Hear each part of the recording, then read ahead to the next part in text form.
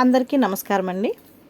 ఈరోజు మనం 1994వ సంవత్సరంలోని చందమామ కథల పుస్తకంలోని దెయ్యాల భూమి అనే కథ గురించి చెప్పుకుందాం. పూర్వం కోసల సరిహద్దున రంగపురి అనే గ్రామం ఉండేది.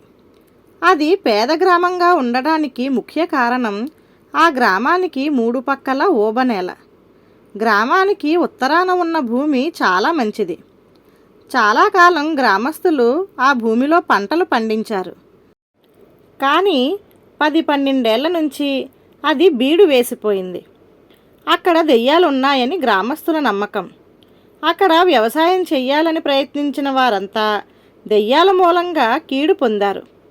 కొందరు బలవన్మరణం చెందారు. ఒకరిద్దరికి పిచ్చి పట్టింది.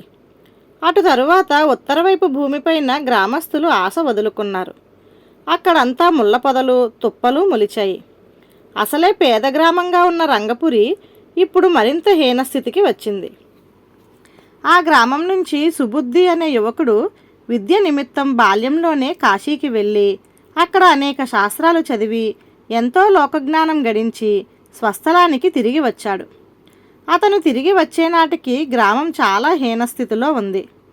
అతను గ్రామస్తులందరినీ పిలిచి, మీరంతా ఉత్తరవైపు భూమిని ఎందుకు బీడు పెట్టారు? తిండి గింజలు కూడా లేకుండా ఎలా బ్రతుకుతున్నారు అని అడిగాడు. మేం బ్రతకటం లేదు, క్రమంగా చస్తున్నాం. ఊరి విడిచిపోయే వాళ్ళు ఏనాడో పోయారు. ఉత్తరపు భూమి ఇప్పుడు సాగు భూమి కాదు, దెయ్యాల భూమి. ఒక్కొక్క రాత్రి అక్కడ కొరివి దెయ్యాలు తిరుగుతాయి. ప్రతి రాత్రి దెయ్యాలు మేనాలు మెయ్యటం వినిపిస్తుంది. మర్రి చెట్టు నిండా దెయ్యాలు కనిపిస్తాయి.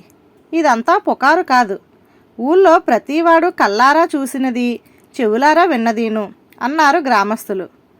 వాళ్ళ అజ్ఞానాన్ని, అమాయకత్వాన్ని చూసి సుబుద్ధి నివ్వెరపోయాడు.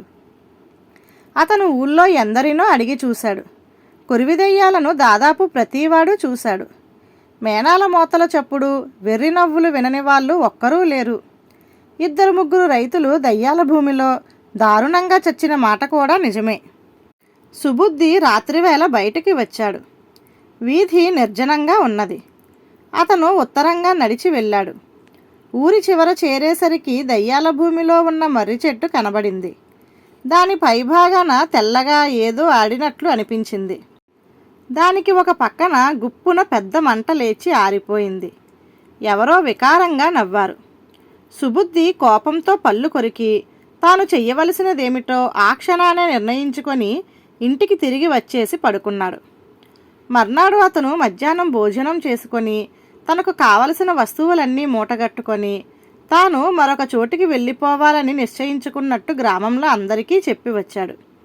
వెళ్ళేవాడివి పొద్దుండగానే బయలుదేరు అని ఊళ్ళో వాళ్ళు సలహా ఇచ్చారు.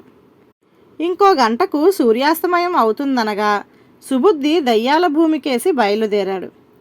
కానీ అతను ఆ భూమి దాటి పోలేదు. తన మూటను ఒక పొదలో దాచి మర్రి చెట్టు చుట్టూ ఉండే ప్రదేశమంతా చాలా శ్రద్ధగా పరిశీలించాడు. అతని అనుమానం రూఢి అయింది. ఆ ప్రాంతాన మనుషులు మసిలిన జాడలున్నాయి. ఆ మనుషులు గ్రామస్తులు మాత్రం కాదు.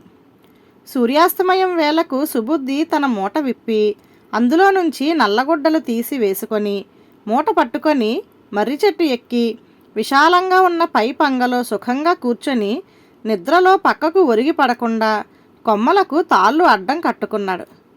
బాగా చీకటి పడినాక అతను తాను తెచ్చుకున్న ఆహారం తిని నీళ్లు తాగి దయ్యాల కోసం ఎదురు చూస్తూ కూర్చున్నాడు. రాత్రి జామున్నర గడిచినాక కొందరు మనుషులు దెయ్యాల భూమిలోకి వచ్చారు. వాళ్ళకా ప్రదేశం బాగా తెలిసినట్టే కనబడింది. వాళ్ళు 4-5 మించి ఉండరు. వాళ్ళు ఒక చోట మంట వేశారు. ఆ మంటలో ఇంత గుగ్గిలం వేశారు. అది భగ్గున మండి ఆరిపోయింది. తరువాత వాళ్ళు ఆ మంట మీద వంట ప్రారంభించారు. మధ్యలో ఒకడు పెద్ద గడ ఒకటి ఎత్తి దానికి తెల్లబట్ట ఒకటి కట్టి మర్రి చెట్టు పక్కగా ఆడించి దించాడు. మధ్య మధ్య ఒకడు నక్కలు అరిచినట్టు అరిచాడు. ఇంకొకడు వికారంగా నవ్వాడు. ఈ విధంగా వాళ్ళు అర్ధరాత్రి దాటిన దాకా దెయ్యాలాటలు ఆడారు. 3వ జాములో మరి 10 మంది వచ్చి చేరారు.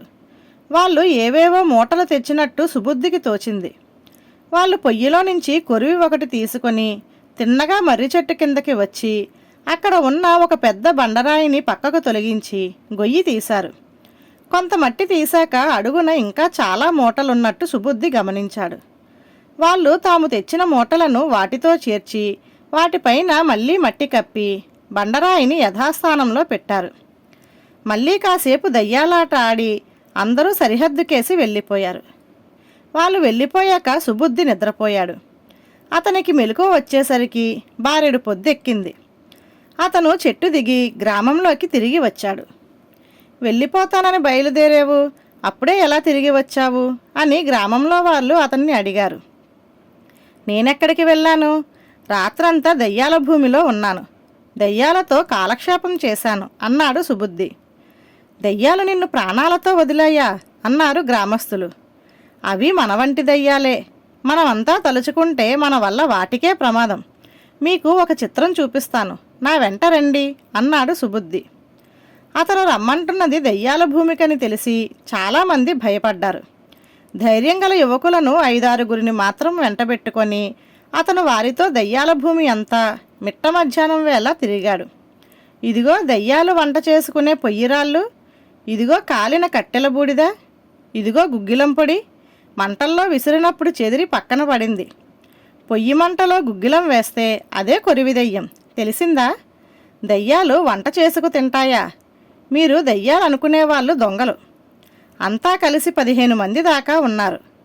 మర్రి చెట్టు మీద దయ్యాలు ఆడటం ఏమిటో తెలుసా? పెద్ద కర్రకు బట్ట ఒకటి కట్టి ఆడించారు. ఈ మర్రి చెట్టు మీద ఉండి రాత్రి వాళ్ళ ఆటలన్నీ చూశాను. వాళ్ళు సరిహద్దు అవతల అడవుల్లో ఉంటారని నా అనుమానం. రాత్రిపూట దొంగతనాలు చేసి తెచ్చి దాన్ని ఈ మర్రి చెట్టు దగ్గరే ఈ రాయి కిందే పాతేస్తున్నారు. పట్టండి, రాయి పక్కకు ఎత్తండి అన్నాడు సుబుద్ధి. అందరూ కలిసి ఎత్తిన మీదట రాయి లేచింది. దాని కింద తవ్వేసరికి చిన్న మూటలు పెద్ద మూటలు అన్నీ కలిపి దాదాపు 100 దాకా దొరికాయి. సుబుద్ధి వాటిని గ్రామంలోకి మోయించుకుపోయాడు. గ్రామస్తులంతా చేరారు. సుబుద్ధి చెప్పినదంతా విన్నారు. అతని మాటలలో వారికి గురి కలిగింది. 12 ఏళ్లుగా మన గ్రామాన్ని పాడుపెట్టిన ఈ దొంగలను మనం కఠినంగా శిక్షించాలి. వీళ్లను పట్టుకొని పొరుగురాజుకు అప్పగించుదాం. ఈ దొరికిన దొంగ సొమ్ము కూడా రాజుకే ఇచ్చేసి వారేం బహుమానం ఇస్తే అది పుచ్చుకుందాం. అటు తరువాత మన ఉత్తరపు భూమిని మనం ఉమ్మడిగా వ్యవసాయం చేసుకుందాం అన్నాడు సుబుద్ధి. ఆ రాత్రి 3వ జామున దొంగలు మర్రి చెట్టు కింద రాయి ఎత్తి మట్టి తవ్వి తమ సంచులు లేకపోయినందుకు నిర్ఘాంతపోయి ఉండగా 50 మంది గ్రామస్తులు కర్రలతో వాళ్లపైన పడి చావబాది పొరుగు రాజ్యానికి తీసుకుపోయారు. పొరుగురాజు దొంగలు దొరికినందుకు చాలా ఆనందించాడు. సరిగ్గా 12 ఏళ్ల నుంచి దొంగతనాలు జరుగుతున్నాయి. దొంగలను దొంగ సొత్తును పట్టుకోవడంలో ప్రధాన పాత్ర వహించిన సుబుద్ధికి రాజు గొప్ప బహుమానం ఇచ్చాడు. గ్రామానికి 5 బల్ల ధాన్యం బహుమానంగా లభించింది. ఆ ఏడే రంగపురి రైతులు ఉత్తరపు భూమిని బాగుచేసి దున్ని పంటలు వేశారు. అటు తరువాత రంగపురి దారిద్ర్యం క్రమంగా తీరిపోయింది. ధన్యవాదాలు.